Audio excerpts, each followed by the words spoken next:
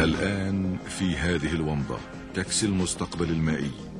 في بداية الستينيات طور المهندسون مركبة التأثير الأرضي التي تجمع بين القارب والطائرة لتنزلق فوق سطح الماء. يستعد نموذج جديد مطور للإحلال بوسائل التنقل التقليدية في القرن 21.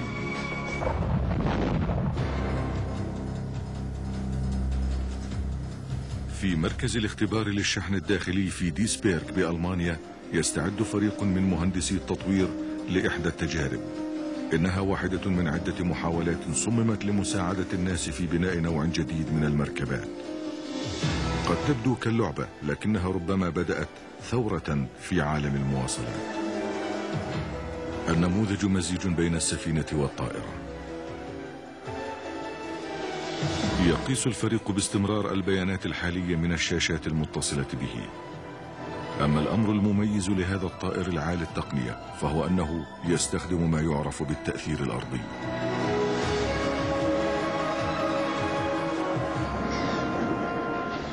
تقدم الطبيعة النموذج. تستخدم الطيور البحرية مثل القطرس هذه الظاهرة بطريقة غريزية.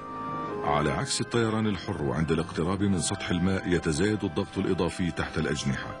بعدها ينزلق الطائر بدون وزن تقريبا على الوسادة الهوائية فوق البحر.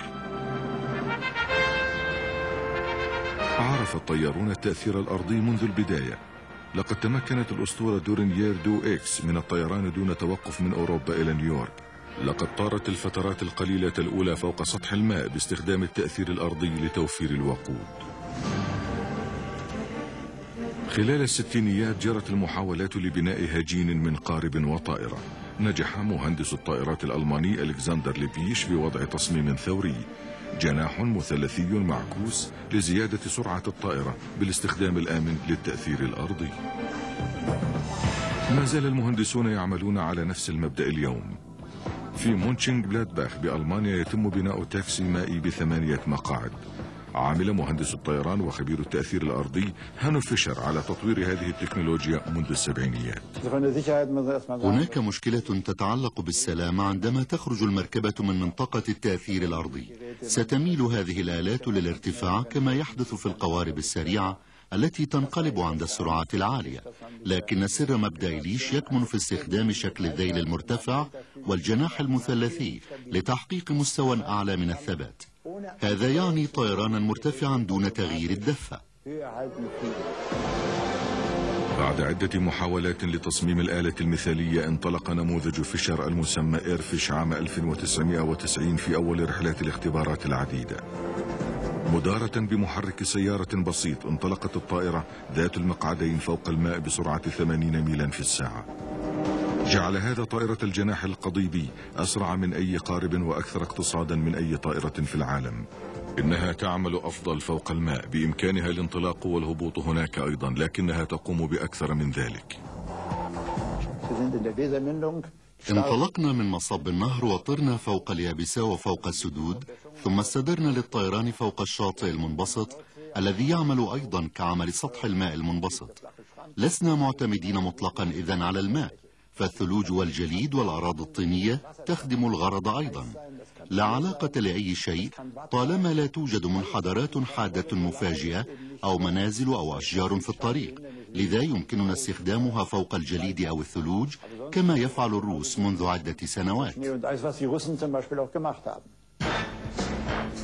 ألهمت ظاهرة التأثير الأرضي أيضا المهندسين الروس الذين جربوا أفكارا جديدة في الستينيات. أسموا طائراتهم ذات المحرك إكرانو بلينز. استخدموا وسائل تكنولوجية مختلفة في التشغيل. تنشئ المحركات النفاثة وسادة هوائية اصطناعية تحت الأجنحة لتمكين الطائرة من الإقلاع من الأرض الصلبة. يعتبر ستيفلاف أليكسييف أبا طائرة الجناح القضيبي الروسية. كان مسحورا بالسرعات العالية، واعتقد بأن التأثير الأرضي يقدم الفرصة لتنقل أسرع فوق الماء. في عام 61 اختبر أليكسييف أول طائرة ب3 مقاعد في نهر فولغا. انبهر الاستراتيجيون العسكريون وطلبوا نسخا ضخمة من نفس الطائرة.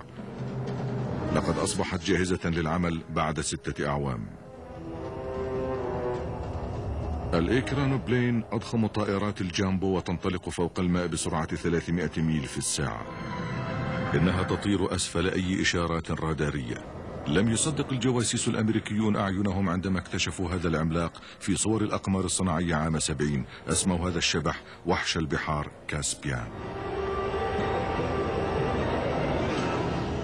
لقد شهدت السبعينيات قيام تحسينات جديدة بالكامل في ألمانيا. بعد سنوات من العمل المضني صنع الطيار السابق غونثر غورغ طائرة بأجنحة قصيرة جدا تبدو كالقارب السريع. الأمر المميز فيها كان ما يعرف بالتكنولوجيا الترادفية، فالأجنحة الأمامية والخلفية متطابقة تماما. هذا يعني توفر التعويض الأوتوماتيكي لتسوية أي اختلالات كالأمواج الصغيرة. قاد غورغ قاربه الأول بنجاح عام 73، لكن تصميمه لم يكن يسمح للطائرة بأكثر من الانزلاق فوق سطح الماء.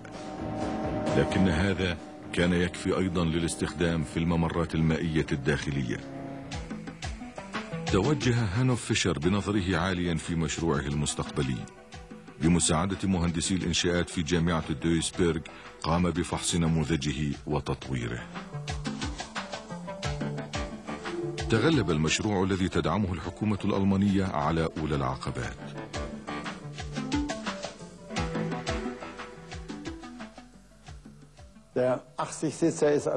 هدفنا بناء طائرة ب80 مقعدا لتأخذ حصتها من السوق. لذلك قمنا ببناء طائرة صغيرة ذات مقعدين لتحويلها إلى نموذج مبدئي خلال 18 شهرا. لقد أثبتت أن بإمكانها تقديم الأداء والميزات الضرورية، وربما استغرق الأمر بضع سنوات لحين استخدامها تجاريا. نحتاج لإثبات قدرتها. كانت رحلات الاختبار واعدة جدا، وربما حلت طائرات التأثير الأرضي في المستقبل محل وسائل المواصلات الحالية.